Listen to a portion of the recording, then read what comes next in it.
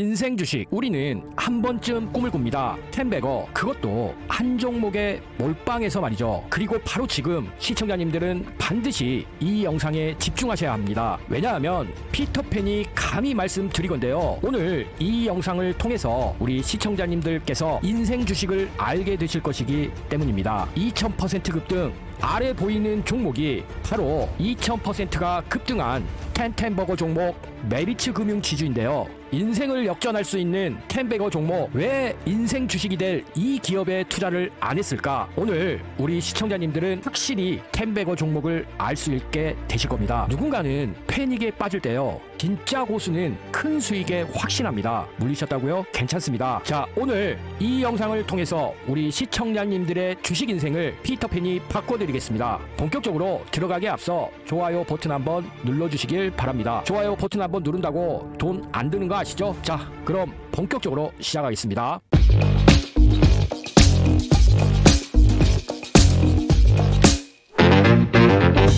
자, 우리는 이재용 회장의 현재 삼성그룹의 지배구조에 대해서 아셔야 됩니다. 삼성물산이 있고요, 삼성전자가 있고 삼성생명이 있습니다. 삼성그룹의 가장 핵심 기업은 역시나 삼성전자죠. 그리고 금융지주 회사로 삼성생명이 있고요, 비금융지주 회사로 삼성물산이 있습니다. 아니, 피터팬 텐베거 종목을 말해준다면서 이건 왜 갑자기 이야기하고 그래? 우리는 이재용 삼성전자 부회장이 어떻게 지금 위치에 있는지 알아야지만 텐베거가 될 수 있는 이 종목에 확신을 갖고 투자를 할 수 있기 때문에요. 피터팬이 영상 초반에 삼성그룹 지배구조를 보여드렸던 거고요. 그렇다면 지금부터 삼성그룹의 지배구조가 우리의 텐베거 종목과 무슨 관련이 있는지 그 부분 핵심만 말씀드리겠습니다. 1995년 이재용 회장은 고 이건희 회장에게 60억 8천만 원을 증여받았습니다. 여기서요, 16원을 증여세로 내고 남은 45억 원으로 S1 주식 12만 주를 23억 원에, 삼성 엔지니어링 주식 47만 주를 19억 원에 매입했었습니다. 그리고 이 두 회사는 이듬해 1월과 12월 상장을 했는데요. 이재용 회장은 적절한 시점에 이 두 회사의 보유 지분을 매도하여 각각 375억 원, 230억 원을 회수하면서 560억가량의 차익을 내게 됩니다. 사실 삼성그룹의 경영권 편법 승계 논란은요, 1996년 삼성 에버랜드 전환사채 편법 증여 의혹을 시발점으로 24년간 계속되어 왔었습니다. 당시 이재용 부회장은 삼성그룹 지배구조의 정점에 있던 비상장기업 삼성 에버랜드 전환사채 62만 주를 주당 7,700원씩 총 48억 원에 인수했기 때문인데요. 삼성 에버랜드 주식은요, 장외시장에서 8만 5천 원에 거래되고 있었는데요. 이재용 부회장은 말도 안 되는 7,700원이라는 헐값에 발행된 CB를 통해서요, 무임승차한 것입니다. 이것을 주주들에게 배정할 때요, 기존 주주였던 제일모직 등은 이 전환사채에 대한 인수를 포기했고 총 125만 주의 절반을 이재용 부회장이 사들이고 나머지를 동생 이부진 호텔신라 사장과 이서연 삼성복지재단 사장이 인수했던 것이죠. 이로써 이재용 회장은요, 이 CB를 주식으로 전환하면서 에버랜드 지분 31%를 보유한 최대 주주가 됐는데요. 이것은 삼성그룹의 경영권을 확보했다라고 봤어야 하는 사건이었던 거죠. 그리고 1998년 12월에는요, 에버랜드가 당시 비상장 상태였던 삼성생명의 주식을 한 주당 9,000원에 344만 주를 매입하여 21% 지분을 확보했는데요. 이로써 에버랜드는 26%의 지분을 가졌던 고 이건희 회장에 이어 삼성생명의 2대 주주가 됐었습니다. 그리고 삼성생명의 21%의 지분은 전 현직에 있던 삼성생명 임원들이 제공한 것으로 알려졌었는데요. 이로써 이건희 회장님의 일가는 삼성 에버랜드의 지분을 45.56%를 갖게 됐고, 삼성 에버랜드는 삼성생명의 지분 19.3%를 갖게 됐으며 삼성생명은 삼성전자의 지분을 7.4% 갖게 된 것이죠. 이로써 삼성그룹은요, 삼성 에버랜드, 삼성생명, 삼성전자, 삼성카드, 다시 삼성 에버랜드로 이어지는 이어지는 순환 출차 구조를 1차적으로 완성하게 됐습니다. 그런데 2009년에요. 삼성그룹의 이런 경영권 편법 승계에 대해서 논란이 커졌습니다. 1996년에 삼성 에버랜드의 전환 사채 발행부터 시작된 이 편법 증여에 대해서 법적 싸움에 들어갔었는데요. 대법원은 이 부분에 무죄 판결을 내렸고요. 이로써 승계 논란은 법적으로 일단락되는 듯 했었습니다. 이렇게 법적으로 일단락된 삼성 일가의 3남매 재산은 이재용 회장이 48억 3,100만 원을 투자하고 이부진 사장이 16억 1,000만 원을 투자하며 이서연 사장이 16억 1,000만 원을 투자해서 2014년에는 각각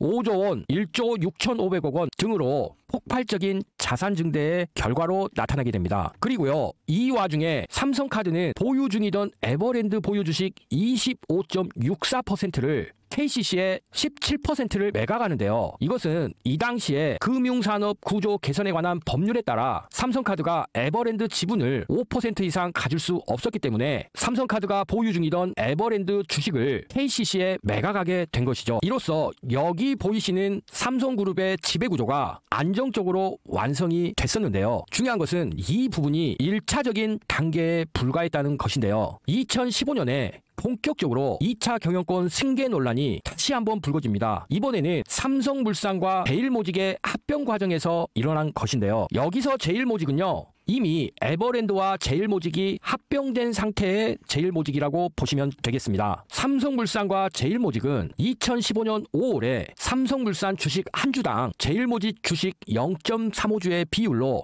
합병을 진행하게 됩니다. 이 합병 비율이 이 부회장이 최대 주주인 제일모직에 유리하게 책정됐다는 비판이 나오면서 2차 경영권 승계 논란이 진행된 것이죠. 이때 제일모직은 자산이 삼성물산의 3분의 1, 매출은 5분의 1에 불과한데도 합병 가치는 삼성물산의 3배 가까이 높게 책정을 해준 게 문제가 됐습니다. 이때 제일모직의 자회사로 삼성의 4세대 사업으로 주목받았던 바이오 사업을 제일모직의 자회사로 편입을 시키는데요. 이렇게 그룹 차원에서 제일모직의 가치를 급격하게 높였던 것이죠. 여기서 자회사로 넣었던 기업이 바로 삼성바이오로직스인데요. 이렇게 해서 지금의 삼성바이오로직스의 주주 형태가 되는 에버랜드 40%, 삼성물산 10%가 합쳐진 50% 이상의 지분이 되는 것이고, 삼성전자는 삼성바이오로직스의 2대 주주의 역할을 하게 된 것입니다. 자, 이렇게 합병이 되어버리니 제일모직과 삼성물산의 합병이 된 통합 삼성물산은요, 이재용 회장이 16.5%, 이부진 사장이 5.5%, 이서연 사장이 5.5%, 기존에 이건희 회장이 가지고 있던 2.9%를 합쳐서 30.4%가 완성이 되는데, 보통 기업의 지배구조에서 30%의 지분은 안정적인 지배구조의 기준이 됩니다. 그렇기 때문에 이 30%를 넘었다는 것은 이로써 삼성물산을 통한 다시 한번 2차적인 삼성그룹의 지배구조가 완성됐다는 것을 말하는데요. 그럼에도 삼성물산이 자신의 가치를 낮추기 위해서 아파트 건설 사업 등에 참여하지 않았다는 얘기도 했고요. 사업 활동을 안 했다는 것은 기업 가치를 일부러 낮췄다는 의혹이 제기될 수밖에 없었는데요. 어찌됐건 제일모직과 삼성물산의 합병으로 삼성그룹 오너 일가는 통합 삼성물산을 통해서 삼성생명과 삼성전자를 지배할 수 있는 단순화시킨 지배구조를 완성시킬 수 있었습니다. 또한 제일모직과 삼성물산의 합병을 통해서 사업적인 시너지를 내려고 했었는데요. 즉, 제일모직이 에버랜드를 이미 흡수했었던 데다가 삼성바이오로직스 지분까지 흡수한 상태였기 때문에 기존의 패션과 식음료 사업까지 곁들여서 이 당시 삼성그룹의 아주 중요한 역할을 했던 삼성종합건설의 현신인 삼성물산의 사업을 합쳐서 이제 상사 부분까지도 함께하는 통합 삼성물산으로 간 것이죠. 이러면서 건설 사업은 당연히 삼성물산이 지속했고요. 삼성바이오로직스 지분은 두 지분이 합쳐져서 51%가 됐으며, 제일모직의 패션과 식음료 사업 그대로 넘겨받았고 상사 부분 역시도 진행이 된 것이죠. 특히 삼성물산과 합병한 제일모직은 빈폴과 갤럭시 같은 패션 사업이 핵심이었던 기업이었었는데요. 이 부분을 이미 삼성 에버랜드에 1조 5천억을 주고 매각했던 상태였습니다. 이렇게 삼성 에버랜드는 알짜배기였던 제일모직의 패션 부분까지 인수를 하면서 엄청난 덩치를 키웠습니다. 키울 수 있었고요. 결국 삼성 에버랜드의 사업 구조는 제일모직을 통해서 패션 사업을 진행을 하고 건축과 경관 사업은 S1에 4,800억 원에 매각을 했으며 급식과 식자재는 물적 분할을 통해서 삼성 웰스토리를 설립해서 넘겨줬고요. 기존에 하고 있던 삼성 에버랜드 사업과 골프를 합친 이 레저 사업을 영위함으로써 패션과 급식과 식자재, 레저 사업을 곁들이게 된 것이죠. 이제 제일모직은 가장 핵심이던 패션 사업부를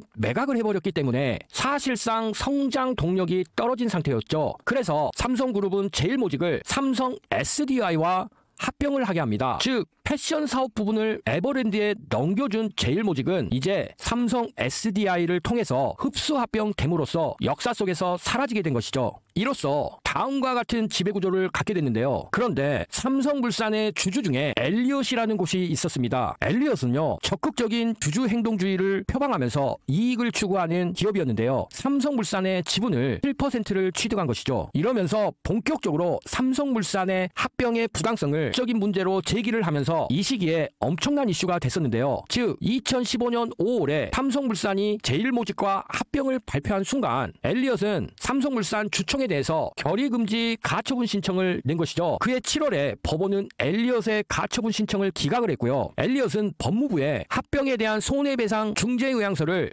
2018년에 제출을 한 것이죠. 자, 이 부분을 2024년까지로 보시면 엘리엇과 삼성물산에 대한 이 사건은요, 좀 전에 말씀드린 2015년부터 시작을 해 2016년, 2022년, 2023년, 2024년에서야 비로소 마무리가 됐었습니다. 이럴 수 있었던 이유는요, 삼성카드로부터 초기에 17%라는 지분을 받았고 이 지분이 합병을 통해서 5.76%로 통합 삼성물산의 주식으로 바뀐 KCC가 찬성표를 던진 데다가 국민연금 역시도 찬성표를 던지면서 주총 통과 요건이었던 66.7%를 넘어서게 한 것이 결정적이었습니다. 자, 이렇게 완성된 삼성그룹의 지배구조, 삼성물산 아래 이제 삼성생명과 삼성전자를 중심으로 삼성그룹은 차적인 지배구조를 완성하게 됐는데요. 향후 지배구조 개편의 핵심 과제였던 삼성물산의 일대주주로 있던 이재용 부회장 아래서 삼성전자에 대한 지배력을 더욱 강화시킬 통합 삼성물산과 삼성생명을 삼성그룹에서는 양대 축으로 해서 강화시키는 것이었는데요. 원래 이때까지만 해도 전망이요, 삼성전자를 향후에 인적 분할해서 사업회사와 관련 계열사 지분을 가진 지주회사로 나눈 뒤에 통합 삼성물산이 이 지주회사를 합병할 것으로 전망을 했었어요. 그런데 이렇게 진행이 되려면 자사주 마법이라는 M&A 기술이 작동이 됐어야 했는데요. 이 부분이 2024년 6월에 금융위에서요, 상장사의 인적 분할 시 자사주에 대한 신주 배정을 금지함으로써 자신들의 주식을 매수해서 경영권에 대한 권리가 없는 이 자사주를 인적 분할 시에 다시 경영권을 갖게 하는 것으로 부활시키는 이 부분이 금지됨으로 인해서 현재의 통합 삼성물산은 인적 분할된 삼성전자를 자사주를 이용한 지배구선이 막혔던 거고요. 그럼에도 변함없는 것은 통합 삼성물산은 어찌됐건 삼성전자의 지분을 최대한 확보하는 것이 가장 큰 숙명이 됐는데요. 아시다시피 삼성전자의 시가총액이 워낙에 크다 보니 삼성전자의 지분을 확대하는 데는 현재 한계가 있는 상태입니다. 우리는 이쯤에서 삼성그룹의 이재용 부회장이 어떻게 해서 주식 뻥튀기로 재산을 증식했는지를 좀 알아야 하는데요. 그 대표적인 기업이 바로 삼성 SDS입니다. 삼성그룹에서는요, 이재용 부회장이 삼성 SDS 같은 비상장 계열사의 주식을 싼 값으로 대량 매입하게 해줬습니다. 이것은 과거 에버랜드 지분을 취득한 것과 유사한 방식이었는데요. 그런 다음에 그룹 차원에서 이재용 부회장이 지분을 늘린 이후에 일감을 몰아주면서 이 기업을 성장을 시킵니다. 이렇게 하면 삼성 SDS의 매출과 수익이 한껏 커지는데요. 이후 삼성 SDS를 상장을 시키면 이재용 회장은 싸게 산 주식을 다시 비싸게 팔아서 큰 돈을 챙길 수 있었고요. 삼성 SDS 같은 경우 이로써 지금 현재 가지고 있는 9%의 지분 외에도 이미 1조 5천억 원 이상의 현금을 마련해준 기업으로 알려지고 있는데요. 이를 구체적으로 말씀을 좀 드려보면 1999년 2월에 삼성 SDS는 신주 인수권부 사채를 한 주당 7,150원에 321만 7천 주를 발행을 하는데요. 이 중에 65%를 다시 삼남매가 가져가면서 이재용 회장과 두 딸이 보유하게 된 것이죠. 이 당시에도 삼성 SDS의 주가가 장외시장에서 5만 8천 원에 거래를 됐었는데 7,150원에 넘긴 것은 에버랜드는 전화사채였고 삼성 SDS는 신주 인수권부 사채라서 종류만 다를 뿐 형태는 똑같았다, 이렇게 보셔야 되고, 현재 삼성 SDS의 2025년 5월 2일자 기준으로 삼성전자와 삼성물산 그리고 이재용 회장이 지배주주로 존재하면서 삼성그룹에서 48.93%를 가지고 있는 기업이 됐습니다. 이쯤에서 이재용 삼성전자 부회장이 이익을 거둔 부분을 간단하게 몇 가지만 정리를 해보면, 처음에 이건희 회장의 현금 증여를 통해서 560억 원의 차익을 챙겼고, 이것은 삼성 SDS와 삼성 에버랜드를 통해서 각각 1조 6,600억 원, 1조 1,400억 원을 포함해 삼성그룹을 지배할 수 있는 시드가 되면서 처음에 보여드렸던 삼성그룹의 지금의 지배구조를 이재용 회장이 완성할 수 있게 해준 것입니다. 결국 삼성그룹의 오너 3세들은요, 이재용, 이부진, 이서연이 여기서 보이시는 삼성 계열사들의 지분을 보유하게 해줬는데요. 당연히 이렇게 되면 양도세를 낼 수밖에 없겠죠. 왜냐, 고 이건희 회장이 보유했던 지분을 삼남매가 상속을 받은 데다가 이건희 회장의 부인이었던 홍나희 관장도 삼성전자 지분을 중심으로 상속을 받으면서 세금을 낼 수밖에 없었는데요. 세금을 내는 방식은 좀 달랐습니다. 홍나희 전 관장은 총 1조 4,052억 원의 삼성전자 지분을 매도하면서 상속세를 모두 납부했고요. 이부진 사장 같은 경우에 삼성전자 주식 6,159억 원을 비롯해서 삼성 SDS 2,465억 원, 삼성물산 1,448억 원, 삼성생명 1,428억 원 등을 처분하면서 1조 1,500원의 세금을 납부를 했고요. 이서연 사장도 삼성전자 5,893억 원, 삼성 SDS 1,713억 원 등 계열사 주식을 처분해서 7,606억 원을 확보하고 세금을 납부했습니다. 다만 이재용 회장은 좀 다른 방법을 썼는데요. 우리의 상속세법을 보면 연부연납이라는 제도가 있습니다. 상속세액이 2천만 원을 초과할 때 연부연납을 신청을 하면 세액에 해당하는 담보를 제공하고서 가산이자 3.5%를 적용을 해서 최대 10년간 10일에 걸쳐서 납부를 할 수 있게 되는데요. 바로 이 부분을 삼성전자 이재용 회장은 지금의 지분율을 지키기 위해서 현재 선택해서 진행하고 있는 것인데요. 이럼으로써 이재용 회장은 아직까지는 주식담보대출이나 보유 주식에 대한 매각 없이 상속세를 내고 있는 상태고요. 그럼에도 부족하기 때문에 2026년까지 매년 5천억 원 가까운 상속세를 납부해야 합니다. 우리가 보통 대주주의 지분 승계와 관련해서 상속세 납부가 마무리되어야지만 주가가 급등한다, 이런 패턴을 얘기하는데요. 당연히 이재용 회장 사례를 보듯이 상속세가 확정되기 전에는 주가가 급등하면 상속세 납부 금액이 커지기 때문에 기업은 원활한 승계를 위해서 상속세 납부 금액을 낮추기 위해 일부러 기업의 호재나 성장 가치를 꽁꽁 숨겨놓는 경우가 많고, 감가상각비라든지 이런 것들을 미리 계산을 해서 재무구조를 좋지 않게 시장에 인식시키는 등의 꼼수가 작동하는 경우가 많으니까요. 이번 경우를 통해서 이 부분은 왜 그러는지 우리 시청자님들은 이해해 주시고요. 어찌됐건 현재 상태에서 통합 삼성물산은요, 이재용, 이서연, 이부진을 포함해서 삼성 일가에서 36.33%를 보유하면서 삼성전자를 많이 보유하지 못한 것과는 대조적인 안정적인 지배구조를 확립할 수 있었고요. 아직 이재용 회장의 배당금 실수령액이 배당소득과 이자소득이 2천만 원을 넘으면 금융소득 종합과세 대상이 되어서 2천억 원에 못 미친 금액 수령이 추정되기 때문에 5천억 원에 달하는 상속세를 매년 납부하려면 3천억 원 이상의 개인적인 방법을 동원해야 된다는 계산이 나오는데요. 그렇기 때문에 이와 관련돼서 이재용 회장이 보유 중인 삼성 SDS의 9% 지분의 시장은 관심이 있고요. 우리는 이재용 회장의 주머니를 키워줄 수 있는 삼성그룹의 경영 방향성을 강력하게 핵심 투자 포인트로 인지를 해야 된다는 것입니다. 무슨 말이냐? 이재용 회장을 비롯한 오너 일가의 상속세 납부 일정이 다가오면서 삼성물산의 주주 환원책이 굉장히 강화됐다는 것인데요. 2년 내 자사주 전량 소각 등을 발표하면서 주가가 한번 급등했고요. 다사주 소각으로 인해서 기존에 보유 중인 지분율이 높아지면서 지배력도 함께 급등하게 된 것이죠. 어찌됐건 모녀는 상속세 납부를 끝냈고요. 이재용 회장의 선택만 남아있는 상태인데, 이재용 회장의 상속세 납부에 대한 선택지는 어디로 갈지 우리는 좀 더 지켜봐야 되는 상황입니다. 이쯤에서 중요한 것은요, 통합 삼성물산, 즉 지금의 삼성물산의 다음 수순은 삼성전자의 지분을 최대한 확보하는 것이고, 이것은 지금의 삼성물산을 이재용 회장 회장을 비롯한 3남매가 30% 이상의 지분을 확보하는 안정적인 지배구조를 만들어놨기 때문에 과거 이건희 회장의 한이었던 삼성전자 지분이 낮은 부분에 대한 삼성 일가의 열망을 달성한 것으로도 해석할 수 있는데요. 앞서도 말씀드렸지만 결국 삼성전자 시가총액이 크기 때문에 이 부분에 대해서 확대하는 것이 한계가 있는 상태인데요. 피터팬이 지금까지 말씀을 드린 부분은 지금의 삼성물산을 이해하려면 이런 지배구조의 역사를 알아야만 하고요. 왜 삼성물산이 건설 부분과 상사 부분, 패션과 레저 식음료, 그리고 심지어 바이오 분야까지 있는지 이 부분을 이해하셔야지만 제대로 삼성물산을 이해할 수 있기 때문이었는데요. 자, 그렇다면 제일기획과 삼성 에버랜드와 삼성종합건설과 삼성상사와 삼성바이오로직스가 합쳐진 지금의 삼성물산은 이런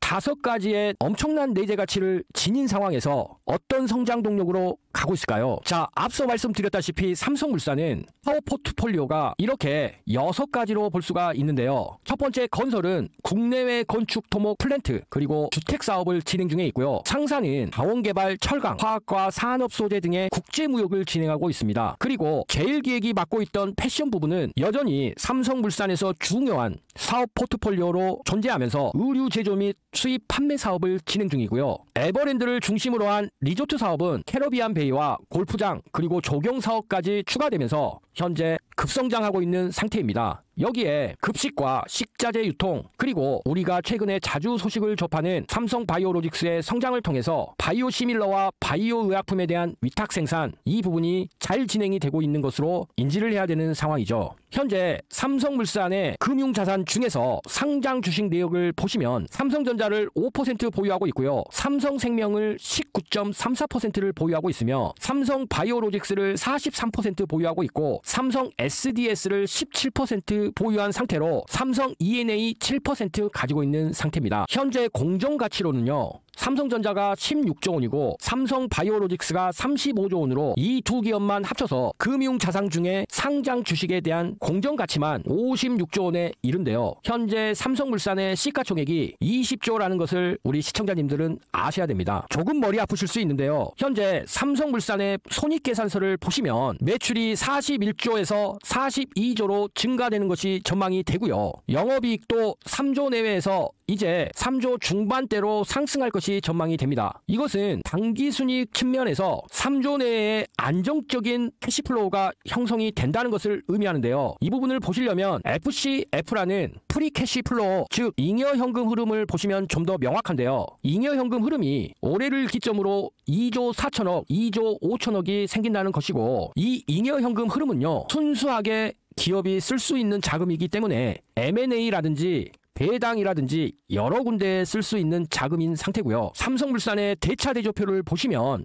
자산이 70조가량 되는 상태에서 부채가 24조이기 때문에 자본이 45조인 상태로 현재 시가총액이 20조이기 때문에 PBR, 프라이스 투 북 레이터가 장부가치 비율이라는 이 수치가 0.5배 정도밖에 안 된다는 것을 알 수 있고요. 이 PBR이라는 것은 청산가치라고도 하는데요. 즉 지금 삼성물산을 정리를 했을 때 현금화시키면 40조를 받을 수 있는데 지금 시장에서 거래되는 주가는 20조밖에 안 된다는 것을 의미합니다. 특히나 삼성물산 같은 경우에 앞서 말씀드렸다시피 삼성그룹 지배구조에 승계 작업이 진행이 되면서 다양한 형태로 6가지의 메인 비즈니스를 흡수했기 때문에 우리는 삼성물산의 가치를 프라이스 어닝 레이터라고 하는 주가 수익 비율보다는 청산가치로 알 수 있는 자산을 기준으로 한 PBR 수치를 더 중시 여겨야 된다는 것을 알 수 있는데요. 그럼에도 삼성물산의 매출액과 영업이익 추이를 보시면요. 2020년도부터 꾸준히 매출액과 영업이익이 함께 증가한다는 것을 아실 수가 있고요. 앞서 말씀드린 PBR 수치로 놓고 봤을 때 지금 현재 0.5배 수준, 즉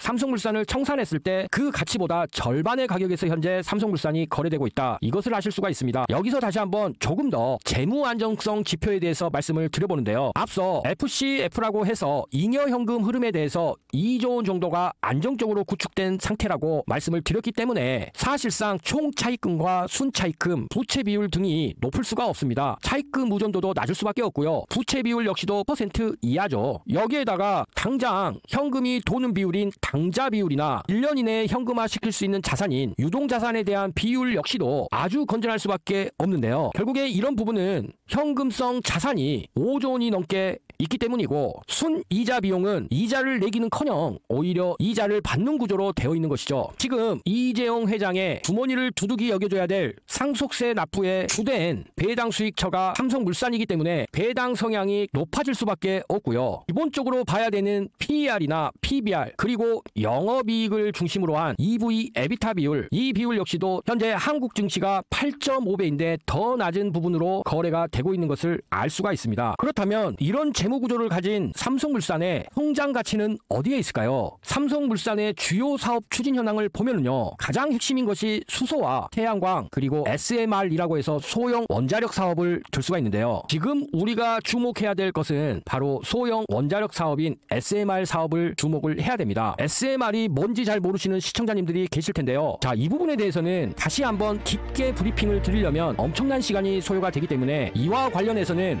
피터팬이 다음에 말씀을 드리도록 하겠습니다. 워낙에 삼성물산이 큰 주식이다 보니 우리 시청자님들이 소액으로 단기에 고수익을 추구해서 지분을 지속적으로 늘리는 것도 중요한데요. 이와 관련돼서 피터팬이 아주 조만간 대폭등이 나올 수 있는 중소형주 말씀드릴 테니까요. 우리 시청자님들 집중, 초집중 해주시길 바라겠습니다. 이 종목의 먼저 그래프를 보시면은요, 신규 상장된 이후에 엄청난 하락을 보였습니다. 그 뒤로 여기 보이시는 박스권에 갇혀져 있었는데 지난 12월의 저점 이후로요, 계속해서 저점을 높여주는 모습을 보이고 있죠. 이것은 상방에 있는 박스권 상단선에 대해서 수렴의 형태가 진행이 되면서 이제는 거래량들이 지속적으로 늘어나면서 이평이 정배열이 될 수 있는 환경이 조성됐다는 것이죠. 이런 차트를 가진 이유는요, 너무나 대박이 날 수밖에 없는 소재와 테마를 가지고 있어서 그런 것인데요. 첫 번째로 이런 소식을 눈여겨보셔야 되는데, K뷰티에 헐리우드 스타들이 빠져있다. 그러면서 관세 전쟁으로 가격이 오르기 전에 먼저 구매를 하라고 미국에서 난리가 난 것인데요. 이것은요, 단순히 일시적인 현상이 아니고 미국에서 화장품 수출 1위로 프랑스를 제친 것이 바로 K뷰티라는 거예요. 그런데 미국뿐만이 아니라 중요한 것은 중국까지도 지금 K뷰티에 열광하고 있다는 것입니다. 이 부분에 대한 내용을 좀 살펴보시면요, 3월에 잠정 수출액만 1조 3천억 원 소비가 늘어났고요. 대중 수출이 4개월 만에 반등했고, 미국에서는 화장품 수입국 1위에 오른 데다가 독일과 아랍에미리트에서도 존재감을 드러냈다는 거예요. 맞습니다. 오늘 매집이면 매집, 바닥이면 바닥, 온전히 우리 시청자님들이 최소 더블 이상을 먹을 수 있는 이 기업은요, 바로 K뷰티 기업입니다. 더군다나 지금 대선 종국이잖아요. 이런 상황에서 정부에서 금일 11시 30분에 이런 발표를 했어요. K뷰티 글로벌 무역 환경 변화를 기회로 삼아서 더 넓은 글로벌 경제 영토 개척에 나선다고 말이죠. 정부 자료를 보시면은요, 지난해 화장품 수출액이 68억 달러로 역대 최저치를 기록했고, 2025년 1분기에도 화장품 수출 실적이 15.3억 달러로 20%가 증가했다는 겁니다. 역대 1분기 최고치를 또 한 번 갱신했다고 하죠. 그런데 이런 상황에서 트럼프를 중심으로 한 미중 관세 전쟁이 일어나니까 우리 K뷰티 기업들이 대미 수출에 어려움을 겪자 정부에서 발벗고 나선 것이에요. 자, 이렇게 내용을 정리를 해보면요, 미국이면 미국, 중국이면 중국, 이제 어느 나라 가릴 것 없이 글로벌의 모든 나라들이 K뷰티에 열광하고 있는 상황인데요.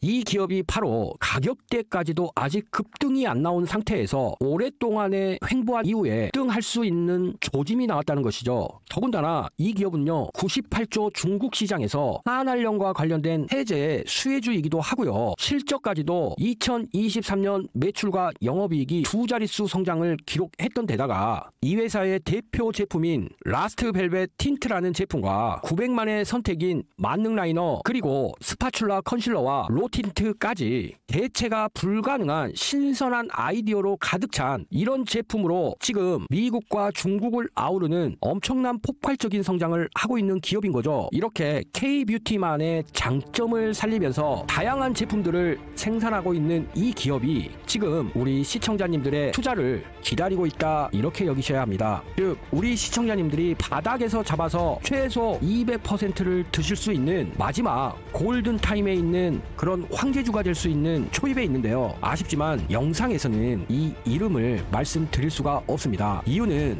앞에서 말씀드렸듯이 매수 타점을 잡고 가야 하는데 공개를 해버리면 돈이 몰려서 좋은 가격에 들어갈 수가 없기 때문인데요. 그래서 이 종목이 궁금하신 분들은요, 여기 고정된 댓글에 링크가 하나 있습니다. 이 링크 클릭하셔서 딱 5초만 입장 신청을 하시면은요, 저희가 실시간으로 운영 중인 100% 무료 소통방에서 이와 관련된 종목 이름과 자세한 분석이 곁들여진 리포트까지 제공을 해드리고요. 심지어 매수와 매도에 대한 알람 사인까지 보내드리고 있으니까요. 우리 시청자님들 이 종목 알고 싶으시다면 고정된 댓글에 있는 링크를 클릭하셔서 반드시 입장 신청해 보시길 바라겠습니다. 마지막으로 한 가지만 말씀드릴게요. 이 종목은요, 단순한 급등주가 아닙니다. 정부에서 정책적으로 밀고 있는 K뷰티 주이고요. 이미 다른 뷰티주들은 5배, 10배 올랐는데 아직 바닥권에서 매집만 있는 상태이니까요. 우리 시청자님들 소통방에 입장 신청하셔서 반드시 큰 행운 꼭 잡기를 바라겠습니다. 오늘도 긴 영상 시청해 주셔서 감사합니다.